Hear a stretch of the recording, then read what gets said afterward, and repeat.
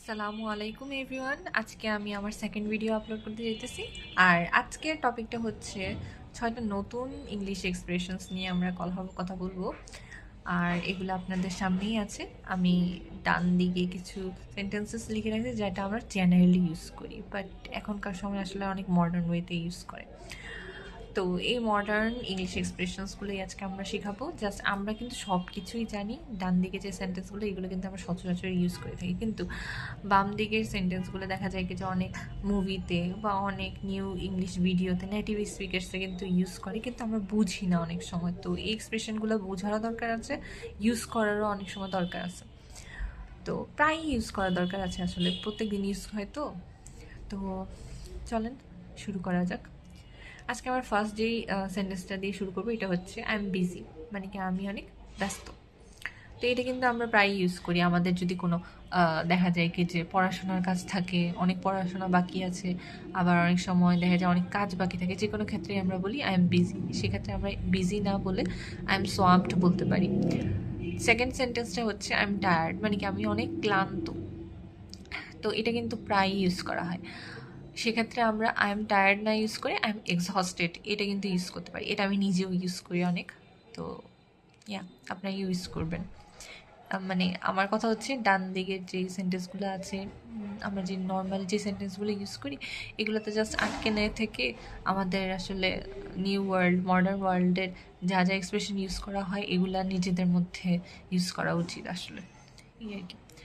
তো থার্ড যে সেন্টেন্সটা এটা হচ্ছে আই উইল সলভ ইট। এটার মানে হচ্ছে আমি যে কোনো কিছু সমাধান করার ক্ষেত্রে আমরা কিন্তু ইউজ করতে পারি আই উইল সলভ ইট, আমি এটা সমাধান করে ফেলবো।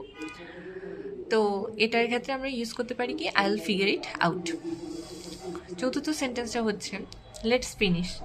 এটা যে কোনো ধরনের মিটিং বলেন বা অনেক সময় দেখা যায় কি যে টিচাররা কিন্তু ক্লাস শেষে এটা বলার চেষ্টা করে লেটস ফিনিশ। তো সেক্ষেত্রে আবার অনেক সময় দেখা যায় কি যে ইংলিশ যেই স্পিকার্সরা আছে ওনারা হচ্ছে ভিডিওর ক্ষেত্রে কিন্তু লেটস ফিনিশ না ইউজ করে লেটস র্যাপ আপ জিনিসটা ইউজ করে। তো এটা আসলেই জানা দরকার। লেটস র্যাপ আপ মানে কি লেটস ফিনিশ, চলো শেষ করি আমরা। তারপরে হচ্ছে সেন্টেন্সটি হচ্ছে আই মেড এ মিস্টেক। তো এটা তো আমাদের প্রতিনিয়তই ইউজ করতে হয় যেহেতু মানুষ মাত্রই ভুল। তো ইয়া সেক্ষেত্রে আই মেসড আপ এটা কিন্তু ইউজ করতে পারি। এখানে একটু কাটাকাটি হয়েছে, এটা একটু ইগনোর করার চেষ্টা করেন।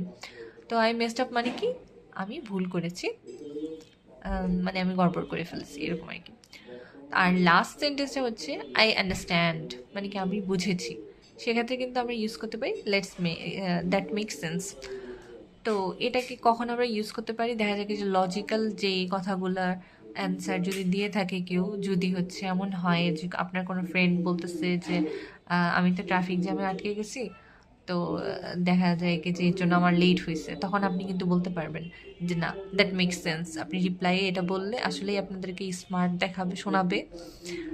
তো ইয়া আপনারা এগুলো ইউজ করতে পারেন। এগুলো ইউজ করলে আপনার ইংলিশ লেভেলটাও একটু বাড়বে। যে কেউ আপনাদের কথাবার্তা শুনে কিন্তু বলতে পারবেন না সে কিন্তু স্মার্ট ইংলিশ এক্সপ্রেশনস এগুলো ইউজ করে।